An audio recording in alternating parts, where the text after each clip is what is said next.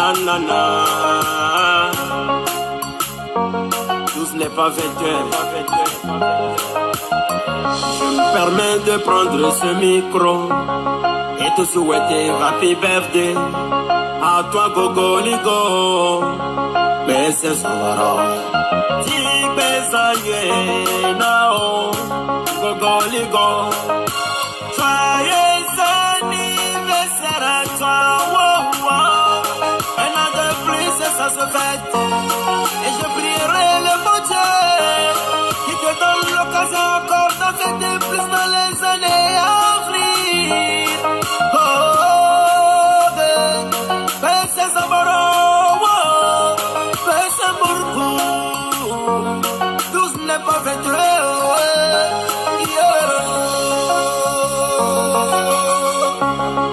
Voilà.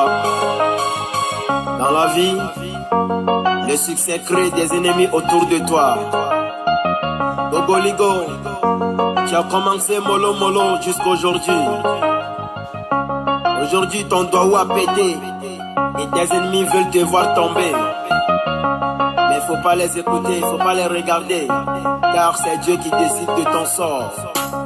Voici un jeune homme qui a beaucoup galéré, mais qui avait de l'ambition. Il voulait à tout prix réussir, alors il a travaillé vraiment dur. C'était vraiment difficile, c'était vraiment compliqué. Mais comme on le dit dans la vie, vouloir c'est pouvoir. Si tu veux réussir, tu réussiras. Il a travaillé, il a vraiment bossé. Il n'y avait personne pour l'aider. Aujourd'hui, de l'homme aux États-Unis, il est devenu un chef. Pour te dire que dans la vie, tout est possible.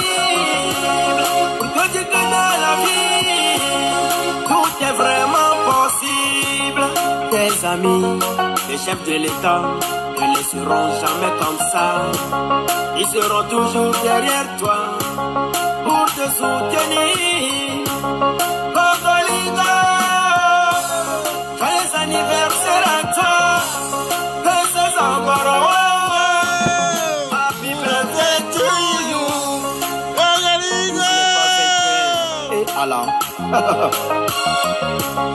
Tu es le seul humoriste togolais décoré par le chef de l'État.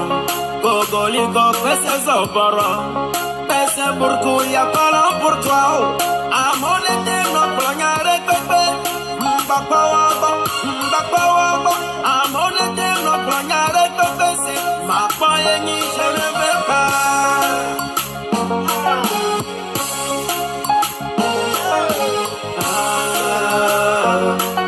Joyeux anniversaire à toi. Un an de plus, ça se fait. Joyeux anniversaire à toi. Gogoligo, Bese Soro.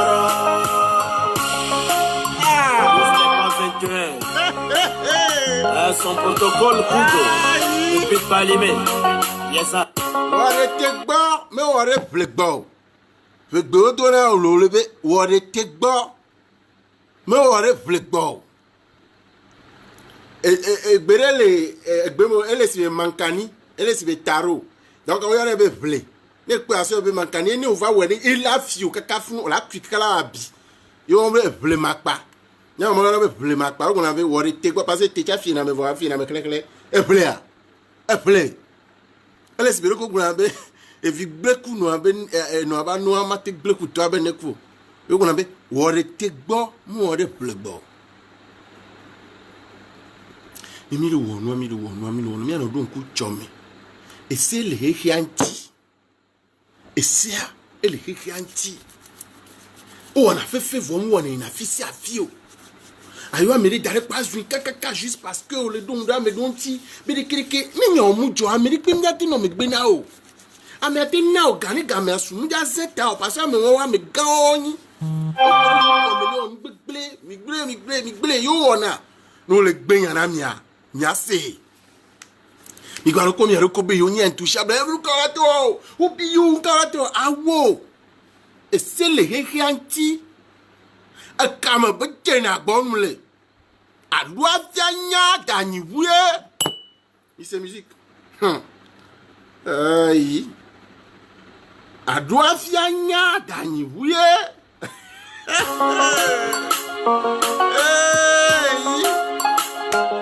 Dice on the beat. Yeah, na na na. Yeah, na na na. Tous n'est pas vainqueur.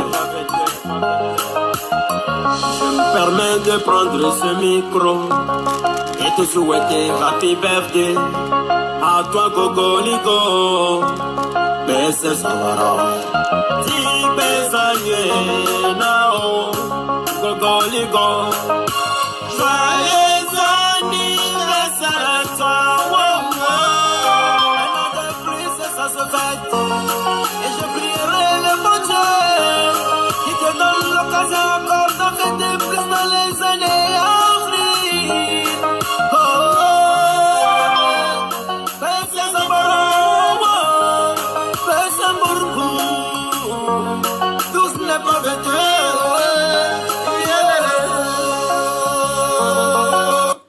mais là, tu vois, la vanne au bébé, vidéo, nuole, bébé, photo, nuole, quoi, juste, maintenant, mon époque, bon, mais le normal, mais le normal, là, je vois, mais de non, toi, et mais, aïe, warike, et oui, warike, mais à son yard, qui n'a pas de noix, tu peux. Nous bois, gloire, bien, que nous, y comme une fois. Y comme une fois. Ok. Si vient, et quand me veut dire la bonne, on est bois, moi, on est plus beau. Mais quoi le blobo, là, il maman, go, au quoi, fifier. Avocat me fait, blibo, savoir, mon andécolo. Parce que n'y a mon job, n'y a qu'à avocat, y a quoi. Ça dit, avocat, blibo, à me fait, il y a le corps, voilà. À me dire, sur la chouette. Vous allez glober, il faut tourner les bords, va publier, vous dorer, vous capturer, et à c'est un comportement, on va dire, mais bon comportement. Au glognon, on tient les diamants, goligo, on s'en garde, on va goligo, on bio, et y'a moussou amero, si bewenya, mekenya, benyanani. On peut dire, les mains la foum, et là, on a au point vivier. Au point vivier. On les béa, confinement, ou à gagma, mon béa, au confinement. Kole ou monsieur me le cafo oh président monsieur me le cafo bené le doué kakakayo le cafo ou nous pour noter wea si on a vers le doué la plondia bagba le juré on est tegbo mo de blekbo yam la si tonia chem parce que situation on mo rien on nya vraiment au quoi moi situation ya rien on nya faut quand même voir paye à blibois me fait, au record ça va. Avocat me fait. Atteinte à l'honneur. Publication mensongère. Fausse image. Menace de mort. Intimidation. Fausse allégation. Nimi lagbe ameri. Nya me sem kele yo la no plodo amedo lo me ocho le jigbegble. Nkam wono le tu amekin bo zunda ti o da sin kekeke. Ese le ju ame nya me se to boy. One situation na nya le kam. Opo egbe. America to mu ona rofo. Kengbola na mi fi be wara me. Mo na ba America to ona rofo. Mais des slots dans la home, on va juste be, on est quoi, on quoi, mais des chloro, fia, on quoi des chloro, on quoi des chloro.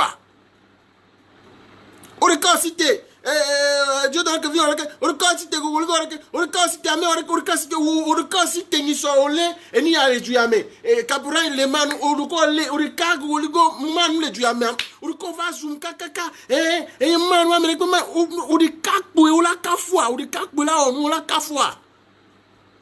Et amobe dignité, amba dignité, le boa. Binka.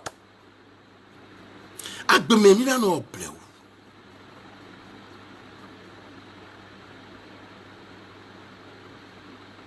Mi no bleu. Quand les fous nous vivent pour me yem va trop appuyer nyanya parce que ni cham va sonya rontio. Parce que d'ajora signé ou menacé de mort voir mon soc mon d'asigna. Pour les cham vie mba appuyer. Je donne Kevin ko menacé juin d'ajora si et chai et caporal wisdom chai va gloire ko gloson tiei a monsieur me ko a monsieur ou d'ajeda mon si pata intimider mon menacé mon moi. Na mo on pata cité fi vidéo nya on tiare imaginez pene ne kola don et télé tuame ou de kola va radio télé Facebook dit allez gloire ta Sophie Sibéré et président le Djouamé hein ka nya hu yo encore di malgré que e kawa est-ce que gogoli goye ni wa en que munya yo nya ni ku ezokpoli de kadien ku zo le tibi de kadia bleu mimi lo no mi no bleu ni no bleu o pe vivia fiko yiwan ni kekere ka ocha mdoji o parce que duan me munyo ni keke ve ocha mdoji o vo munyo ye asite ko ano panyada menti agblo kekekekeke ko amola chloro oh président amola chloro. Et les Sibériques, à Jedator, quoi, mais 30 à l'autre 300, à mes 400, quoi, à Dadjedo, à suivre, à Mola va suivre, à son téléphone d'Arabe, million, et à suivre, à Damero, verdict populaire. Nous sommes d'Aro Gladi, verdict populaire. Et que du ramon, et non, famille, oignon, que du ramon, c'est à Mola blanc.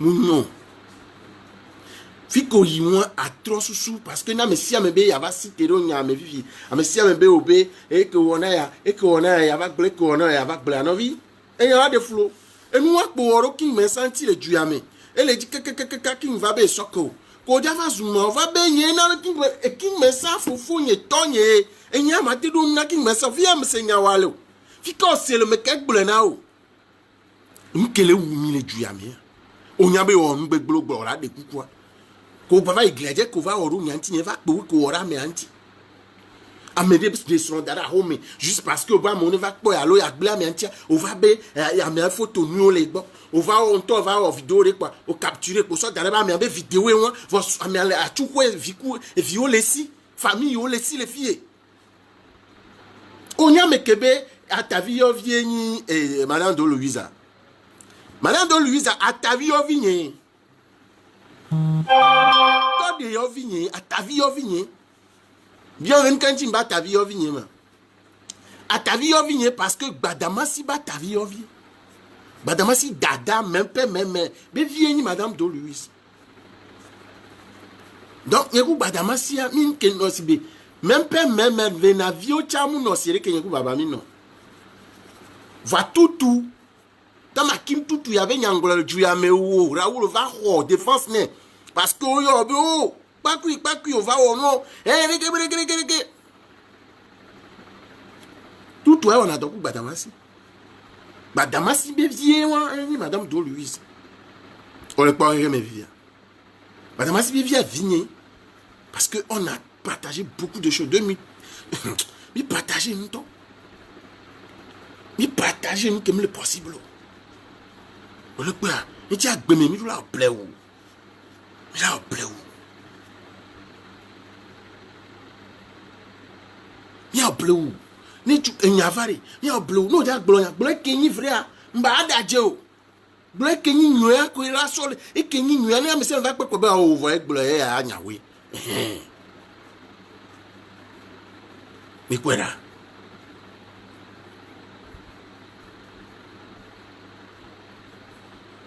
o on veve quoi mais soudan akpanyara menti à son téléphone d'araba mon yo nous jamais non parce que nous bloque bébé so menti on va bloquer a chamba va zena mais comment monter vidéo pour le tu mais ben là c'est stop que goligo avec ton tatouage sur le bras tu reconnais que toi que mi va le juge ben comme do je colorer la fona ah goligo goligo va we man on va mon aimé ben nyele o c'est stop juste wa so blen koni oh mais Vois que va trop vidéo do excuse be et yo webe a so glen konye kweto. Mi mba va po vidéo on. O le YouTube di mi npo o. Parce que oglo vo no ba va gbon yan bucha mo mba se ne. Voilà. Oglo vo.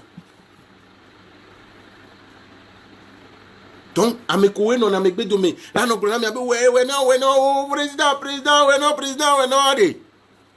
Na me amle we nyoro cha mi gblene. Ni le we nyoro cha mi gblene. Ni o glona bo le lo amebe nya gbe won. O ma be le lo amebe nya gbo ko na me ale won gbegbele po a. E wo la pele ro be ni we. Misia. Sure.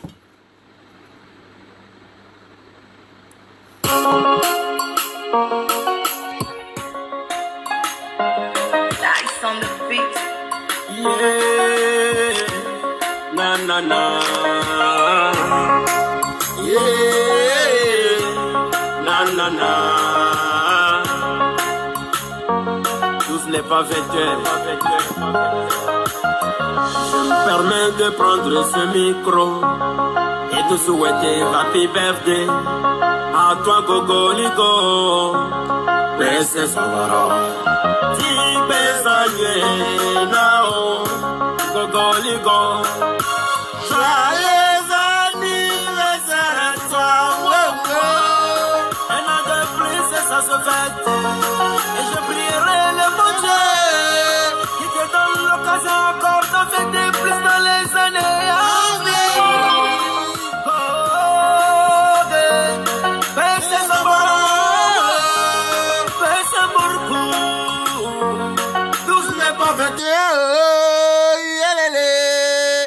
Me. What a take bomb or a flick bomb. If you break no banwan, Benaku to a benefo. Name the world, Benami. I'm over in Nami, say, can me, I'm all in Nami, no, both as we, when you're swing, Kaya Benya Chikonami swing over the way. Let that. Never value Holonawa. I will let Holonawa. I'm all big Pemzolo. Opo re ka pe jaba no soso amere gbe o sa so dare wa bi onya be wi nka plo wa pa me o ere kreke e mi la no pa me 80 personnes par kame voir au be confinement quand je ne ami avant na o de pa me en attendant game parce que dès que o jagola mo di sugbon yan me gbogboro jagba yi lava a rappeler wa to acha as agbe me akwa agbe meno lo ngbe blame gbogbo wanyire Je me permets de prendre ce micro et te souhaiter happy birthday à toi Gogoligo. Pese Savara, Tibe Zanye Nao Gogoligo. Joyeux anniversaire à toi, un an de plus et ça se fait. Et je prierai le bon Dieu l'occasion encore de fêter plus dans les années à venir. Pese nous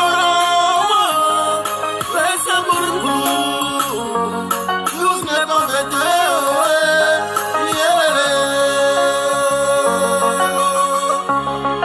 Voilà. Dans la vie, le succès crée des ennemis autour de toi. Ewa crée neni e de kaje ya otu fene bere no zumi e de kaje la fora no zumi mu jagone po. Nyemu jagone po. Nde kakem do nkwenyi be mu odore le lonato amolo odole podium di. Mu yo humoriste o da tu fene mu yo ko ni humoriste de ka collègue ni. Eva Raoul va so bandero va be asolia podium aji. Oh. Be aw. Mu wo em yo humoriste aja jira.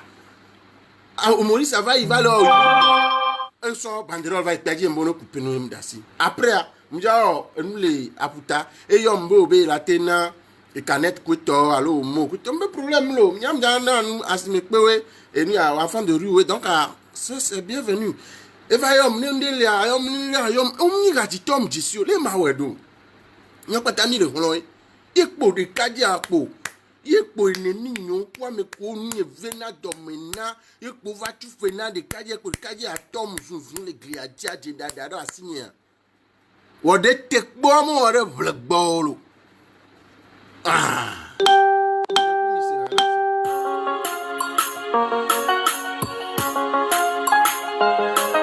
Dice on the beat. Yeah, na na na. Yeah, na na na. Tous n'est pas 21. Je me permets de prendre ce micro et te souhaiter happy birthday à toi Gogo Ligo. Pese Savara. Gogoligo. Joyeux anniversaire à toi.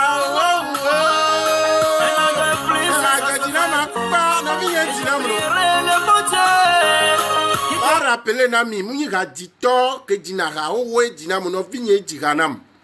Oyo na be DJ Mopao Mokozi. DJ Mopao le pali me nous chule. Voilà. Nous chule oyo ne. Yo nous chule. DJ Mopao Mokozi. Yo na vinye diganam. L'occasion encore d'en fêter plus dans les années à venir. Oh, Pese Savara.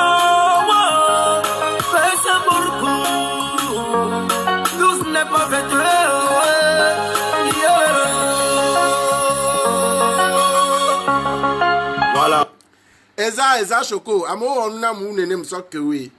Voilà, exagéré. Ouais. Madame Don Louise a vigné, quand on va se bien vigné.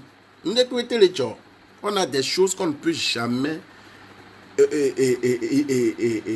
refuser. Nous devons les mimater gbeo. Et les kwele. Nous sommes clairement nene. Oh. Tiens, on peut bien ma soeur, nous t'as tout un coup. Nous sommes clairement nene. Amo on so ke nene. On va bien que derrière un intense. Au point que nyam ah regarde au quoi me bouva lewe. Au quoi avocat me veut, le soit avocat me veut, on le pamelo. O da bi obe weson.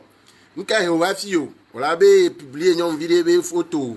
Et d'ailleurs, les photos, les vidéos, les photos, les jours les directs, les Facebook, je l'ai bien, on l'a soit Tina, mais que chef de grille, alors fois l'homme non augmente.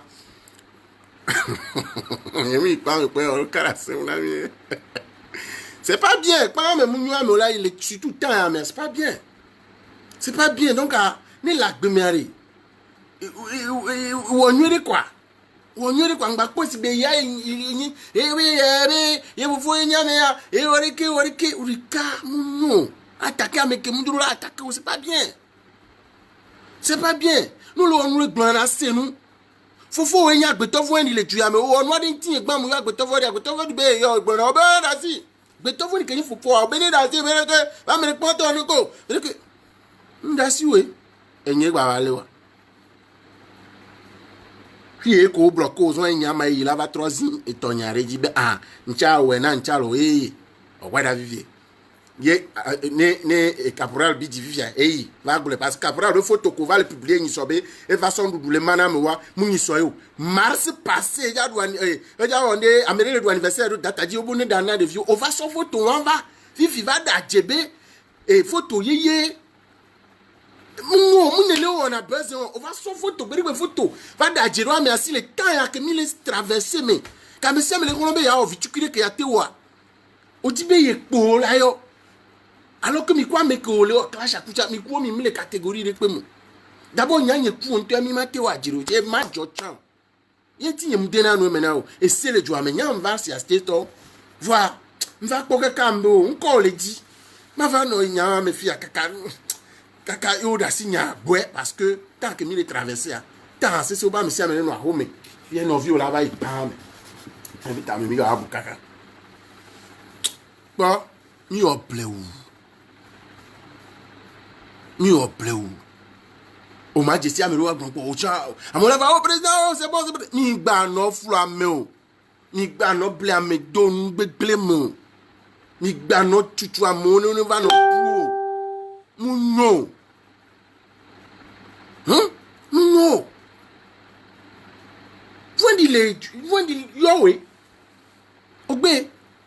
Parce que Obé, mission, Obé accompli. Oh, il va au gain.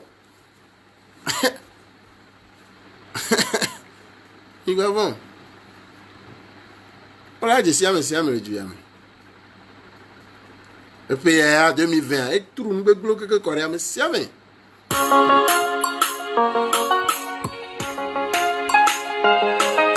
on the beat. Yeah, na na na. Yeah, na na na.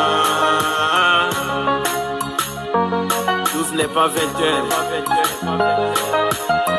Je me permets de prendre ce micro et te souhaiter happy birthday à toi Gogo Ligo. Bese Sovaro. Gogo Ligo. Joyeux anniversaire à toi, wow, wow. Un an de plus et ça se fête. Et je prierai le bon Dieu. Et tu avais mis les Odajero Sabine sénateur si bien, mais Moussa bien produit na Masfaya. Mais Marie la Rose est produit na Masfaya. Mais le ou vidéo sa bibi dit que quoi me donne pompo à l'obreke obema ou on attend. Mais sa bibi va trop soit daroji, Moussa Tony va daroji, Capora va dare, Kevin Jordan va dare. Bon, mio nya me ko ntosi Odajero, ya me kote ko on o chova, li ko recall la or pam. A imaginer li ko rika o la oro. Ni mi le won wa mi no bususu bere. Ame konti yo lo won ari. Ame le wo chasi. E vile wasi. Osemea. Ati te kwa da jiro ame sikpam. Ame ko famille yo le fie famille yo voter. Ada seri sikpam. Ame belle famille yo la senyawan. La be yo. E ya e yo vide ya. Endo le mu wonel. Même ame kigbo mi yin juge acha o tenyi ame le pe o tenyi Yesu kle di po be vi. E se ala po parce que nous ma yo wo. Yiwa. On soit for ton. Voilà. Et d'où nous mami. Et la vérité, matro. Ta ma ou peut la faire dîner, monsieur. Parce que n'y a. Et qu'on a ma. Et où est caméra? Où est vous caméra le diamé? Que mon sorti na. Mon c'est un baignard. Où est vous caméra d'arrêt? Bah mon zoom. Il y a mon vidéo, mon audio, ou des cas. Il est à la base de nous. Sinon, il y a un. Fika nyawa yo. Jumevi muni, fika nyawa yo. Ou di ka, i créé nous tare juya. Ou di ka, i créé nous tare juya. Yeah, na na na. Yeah, na na na. 12 n'est pas 21. Je me permets de prendre ce micro et te souhaiter happy birthday à toi Gogo Ligo. Bese Sovaro. Tibezaye nao Gogo Ligo. Joyeux anniversaire à toi, oh, oh. Un an de plus et ça se fête. Et je prierai le bon Dieu qui te donne l'occasion encore de fêter plus dans les années à venir. Oh, Bese Sovaro, Bese Burungu, 12 n'est pas 21.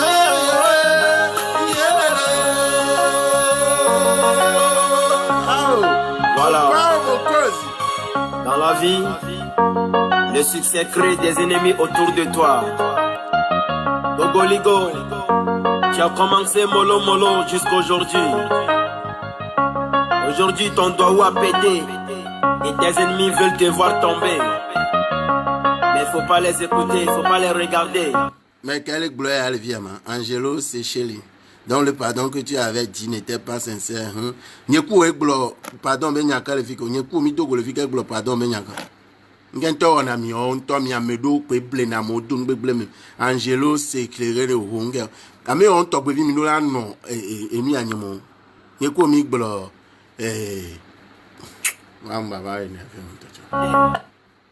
Car c'est Dieu qui décide de ton sort. Voici un jeune homme qui a beaucoup galéré, mais qui avait de l'ambition. Il voulait à tout prix réussir, alors il a travaillé vraiment dur. C'était vraiment difficile, c'était vraiment compliqué. Mais comme on le dit dans la vie, vouloir c'est pouvoir. Si tu veux réussir, tu réussiras. Il a travaillé, il a vraiment bossé. Il n'y avait personne pour l'aider. Aujourd'hui, de l'homme aux États-Unis. Ah, yeah. Pourquoi tu avais clashé mon Seigneur? Il me clashé mon Seigneur. Nyowe le quoi à me coller maou te pesi be maou nene. C'est à Béatrice Béni. Ni le quoi me coller maou te pesi be maou. Kaka le bremacha sacrificateur wawa vio pour n'ampono le bois wa vio pour n'ampono. Nyowe son de pepe son le poids politique, mi le politicien de pepe. On laisse mea. Donc les pages à dimanya non non la gbele quoi. Ni to ma gbedon tio. Nyowe so me coller maou te pesi be maou nene. Ni wa déconner mi ma gbele na o. Okwa. Pourquoi tu avais clashé? Ma clashé benko. Ratigné ya, ni m'a clashé o. Mais je peux lui m'a te glonyam tontonné. Commandant TB, tu étais venu à mon secours à Lomé malgré qu'on ne se parlait pas. Donc, s'il te plaît, laisse tomber. Commandant TB, non. Voilà, il faut que nous envions ces nous couteaux. Vous savez, nous y aurons un yantier, obéir. Mba yo renti o yue e wana na wo ma yo ba be yue ba o ba yue ko no bo we mba ma yo be rekereke be mba ma yo no le chu la o kwe e ya nyam da si to nyam pre da de lo ame bu o ba wero ye be le yira won ta ya me wa no prison ta ya ke mu wa no prison donc mi ro apun na nya no mi ase nu go me bere wo re te gbo mo re blego indi o so na pagayo ameba gbe o mblage na kio voilà nous là o paga o là o clash wonu ke la nya vrai glo nya ke nya te pe aje dada mu no amebe image o la so adaje de si amu no o la yi pa me iri kaso avocat me vevo vi ka belle fifi nya no premier ko be ya il est intouchable awo et c'est le joie mais voilà c'est de ça qu'il s'agit. Fendi, ewa, wanye kuwa, bon problème lo. Nye mate, prison mouyi noua me la yo. Ne mounyan te yon bende kwe jolo jiyo tan mo revondi. Aputa mi le noua ram senya, ken mbembe, non vinyo nye. Magre bende kwe jolo kova, on holon bende yado gwa mbe, mwa twetu mbe. Fonjou noua msopotable mou yo. Msopotable mou yo, funu po mou yo le zerika yon joy. Funu po mou yo le nou joy. Ni ne on a gbe me wan. Voilà, il faut qu'on se dise la vérité. Monsieur Méa. On se dise la vérité. Et on arrive à un certain moment, on doit arrêter. On doit arrêter. Parce que monsieur me do famille. Monsieur me do vie. Avant de dire merci à Glonion Suntia, mourir. Juste parce que me do ouais améoré. O de kaya ba no zo amelo. Améoré. Il y a 80 ni ana homé. Voilà. Et que milate ou amila ouais à voir. Il la trollo. Nemi mutroa. Mila va to guamero ya o ma va pa me wana miolo. Mais ouais. Voilà, Hélène y a président. Mais ouais.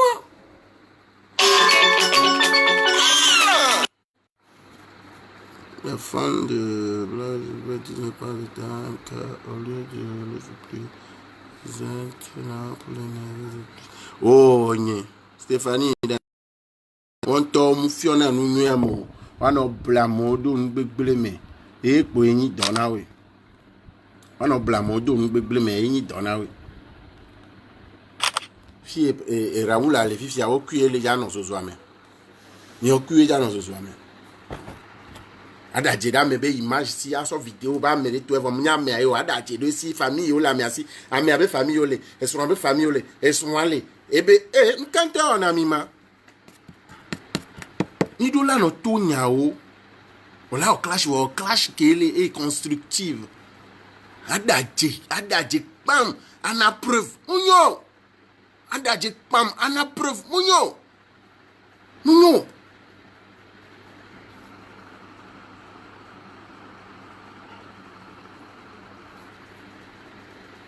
Ouais, donc tu n'avais pas présenté tes excuses. Ni kuwa mi cha hawa. Ni kuwa mi cha hawa. Ewe ni bojura. Bojuro toa. Bojuro toa. Nyameron toare nyamnyan kele ahohome na mi kwa.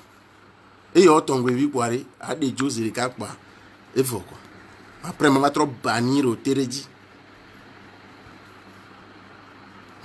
Amoro, elle est sibérée qu'on la va dire à la school, pas mais le school viola d'apa qu'on la baie de popularité. Va à palais, na tu fais, à tu 800 000, garde on a 1 million, à tu, à trop tout son nom, garde va installer son nom, à tu au test, à votre policier 10, à trop tout fait au test, qu'un boy a un ticket, au d'abord les remis, bon, on dans sécuriser, à l'argent au moins 600 000, na ticket, à tu fais na tisco, qu'au d'ailleurs à trop tout fait na tisco, le fief, non, la nya le bé et de popularité. Sinon, la nya le bé de popularité. Mouibola yole et le gouvernement, semaine culturelle, la va dire que la dapa bé de popularité. Ah! Mounya on le blanc. Bah, mais 600 là, mais 300 là, va donc pas direct ou pas. Ben, ben, y'a mais si ken que Dieu est là. Et c'est le kékéame. Mais notre vérité, namia, me koé, mi bé yoni fan namia. Nous qui mis le blanc. Sure.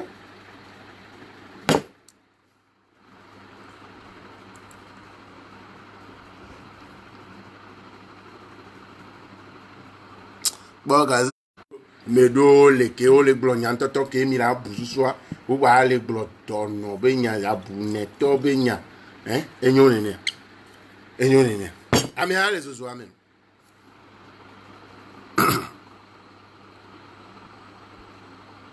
avec venez point la manama ya va ni ba kwan s'il te plaît, femme ta gueule, tu peux trouver les unités sur le trottoir. D'abord, je ne pas te trouver. Nicolas Taï, ou un matin de Tino, m'dia goudou pogné, m'dia goudou cogné. Je le bloque.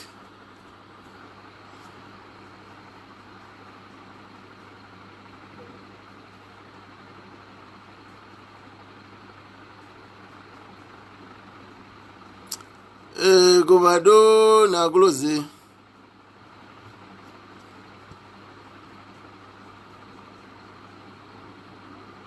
Awa me ko le ne ela we ame ode. Enyanwa mi lo abia mi aroko se gban. Me kere gbo be we eyede. Ta me ke enu ava zun toto ame ade. Me ke be we ko. Adelo président ko président ame ode. Nous on a bien le coup. Mais quelle action? On y a même la action qui est dit n'ayant. Faut nous diva, on a c'est top propre.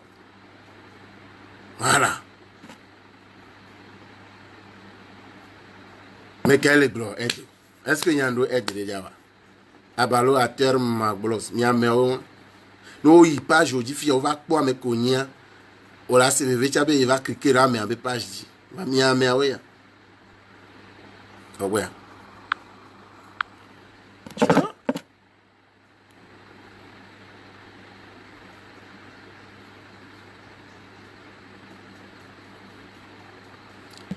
Chérif Zakari, inbox ma soeur, non.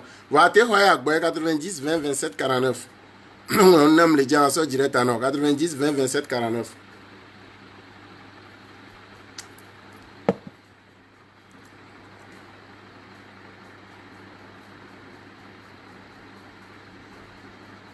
Merci à quoi Roméo Dollar. Merci beaucoup.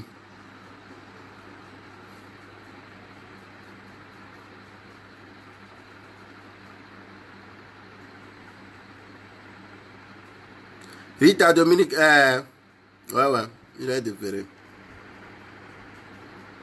Il y a un peu de blonde, tu as vu comme il y a tout là de bleu. Je n'ai pas dit que je vais l'aider. Je vais l'aider comment? Moi-même, il n'y a rien qui t'a donné. Donc, c'est pas trop.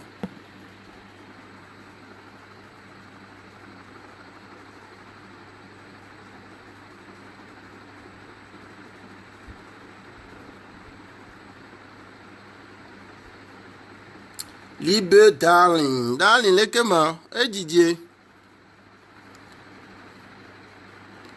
Serge Dagnon, Il est que mi font ami d'eau.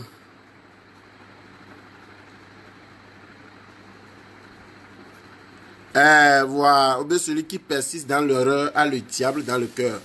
Celui qui persiste dans l'erreur a le diable dans le cœur. Nous, le web, on a fait on a été. On m'a quoi, mais à toi, quoi, mais record attacking, King Messa, Gogoligo, tu es Kevin, Caporal Wisdom, Sabi le sénateur, artiste, les pépés, les quoi, William, mais si quelqu'un Amérique peut m'attaquer, c'est pas bien. Nous connaissons, nous chang, nous n'y a chang, voilà. Voilà. François Ambela, oui, il est en prison.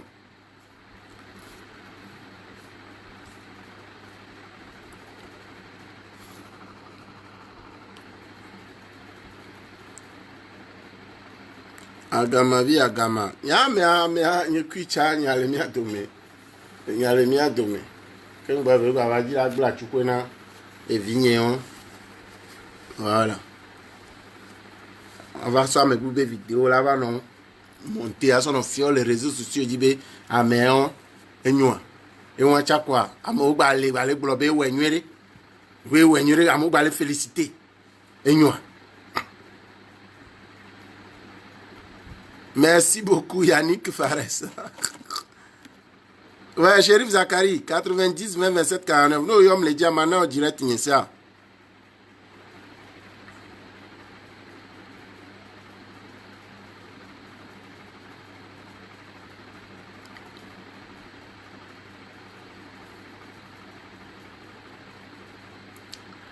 Ça nous on dépassé ça. On vous l'écrit, frère, pourquoi tu réponds à cette question? Oh, Austin Sodi, oh, madame, maintenant, mais bon, attends.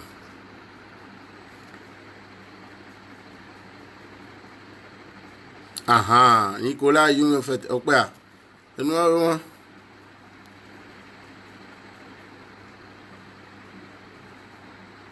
suivisme, elle est où, mi? Suivisme.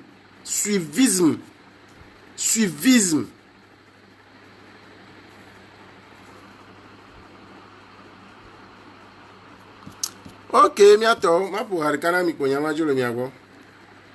Ma jolo mi.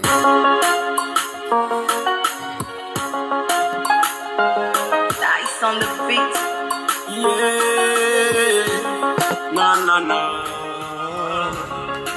Yeah,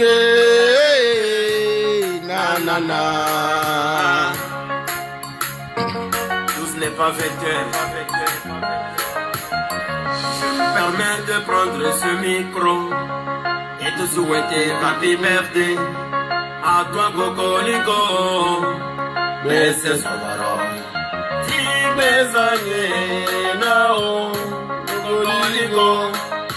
Joyeux anniversaire à toi. Un an de plus et ça se fête. Et je prierai le bon Dieu qui te donne l'occasion encore d'en fêter plus dans les années à venir. Oh, c'est un baron, c'est un bon coup. Tous ne peuvent être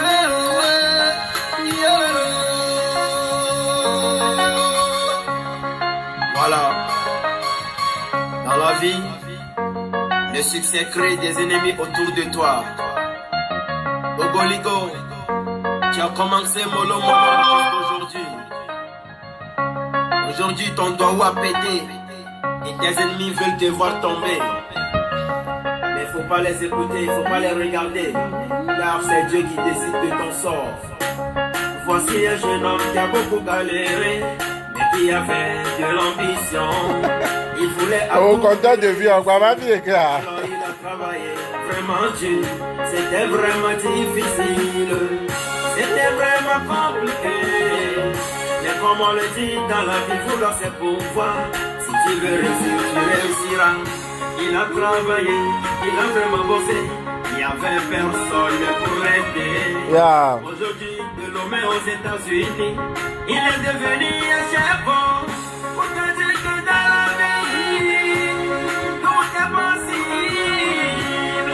Pour te dire que dans la vie, tout est vraiment possible.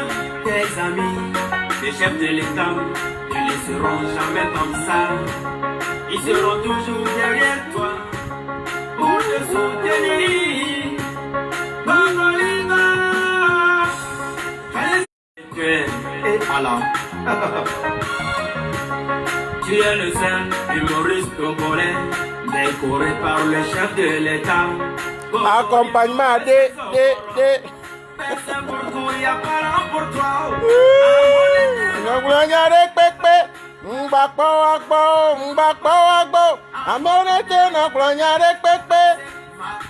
Je ne veux pas.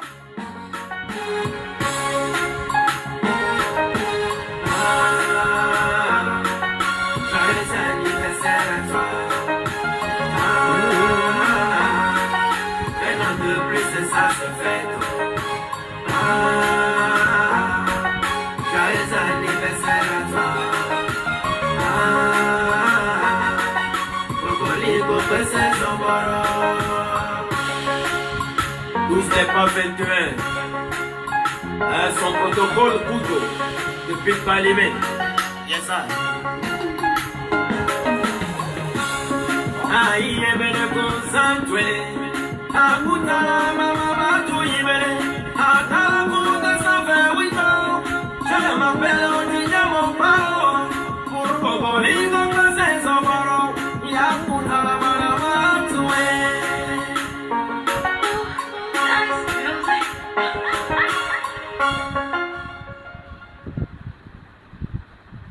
En prison.